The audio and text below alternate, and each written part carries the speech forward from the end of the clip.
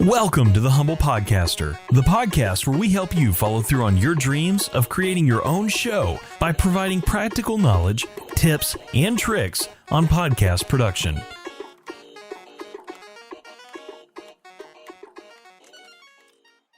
Hey there, I got a question for you. How did you find this podcast? Was it through a friend? Did you find it searching for how to start a podcast? Or perhaps you found this show because I told you about it. Or maybe you saw a tweet about it on social media. Well, regardless of how you found the show, I'm sure your quest started with some form of curiosity. And in this episode, we're going to talk about just that. This is the curious phase. So just what is a curious listener? These are people who have been made aware of your show either by a friend, an internet search, or even another podcast. They want to know more about your show and they want to see if it's really something that they would be into. And by clicking the play button of that trailer or that episode, they essentially become noted as a curious listener to your show. The curious will do what they can to learn more about your show. If it was provided as a recommendation from a friend, this stage is often a short cycle as they will have a direct link to the podcast on their preferred player. They'll listen to a recommended episode or sample the trailer of the show and decide whether or not to subscribe from there.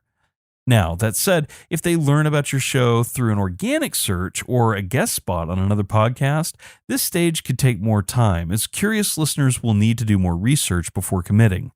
In the curious phase, we're really looking for two things: to attract and to direct. We want to attract people to our content, and we want to direct them to the place where they can listen. Now, I've already touched on attraction a little bit, and honestly, this is the bare minimum we should be doing in the curious phase. Aesthetically speaking, this means that you want to make sure you have a nice website and that your social media pages all look proper and professional.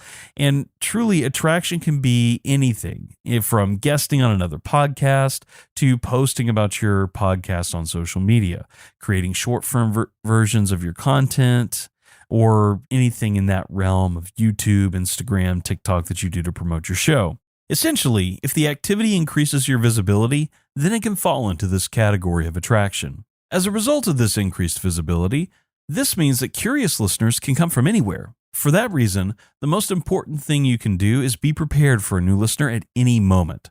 And what I mean by that is that you need to make sure that your web and social presence points people to a place where they can listen to your show. Now, as I've said before, podcasting is like opposite Fight Club, where the first rule is always talk about your podcast, and the second rule is always talk about your podcast, and so on. Now, this may seem like an obvious statement to some, but quite often we forget about how important it can be to provide links to our own podcast content. Since the audience at this stage can seemingly come from anywhere, you want to be sure that people can discover it wherever you are online. Understanding your target audience will also help in this phase. If you listen to Season 1, you should already have a solid idea of who these people are. And if you happen to create any profiles for these folks, that will help you better understand who you're talking to when you go to actually create this new content. As you'll see throughout the Listener Lifecycle, social media content is vital for getting people interested in your podcast. At this phase, there's really no magic content that will attract curious folks to your show. What matters here is that you are posting, and really just posting. Just making social media posts that promote your show and talk about your show is what really matters at this phase. We really want to know that the show or the podcast is active and currently being produced more than anything. Being present matters. If it appears you only happen to have a podcast, you're way less likely to see conversion than if your podcast is integrated into your business or personal brand, or really, let's be honest, both. People desire authenticity, and knowing you care about your show is important. Ensuring your show is visible also allows people who may be curious to find your show and eventually drive more listeners and downloads of the episode. A good suggestion here is to make sure you have a simple one-link solution like Linktree, where people can learn more about you and have direct links to your online presence.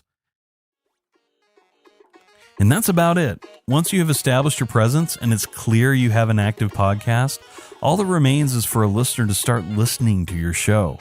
It may still take some time before they fully commit and click that follow button, but they'll be an explorer. They'll be looking at your content. They'll be figuring out what's next. And we'll get into that in the next episode of The Humble Podcaster. Thank you for listening to The Humble Podcaster.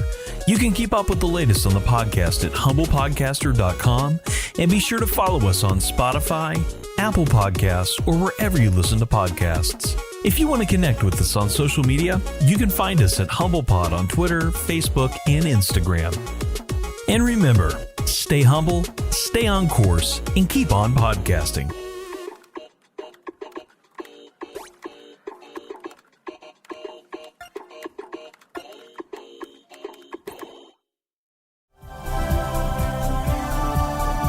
This has been a Humble Pod production. Stay humble.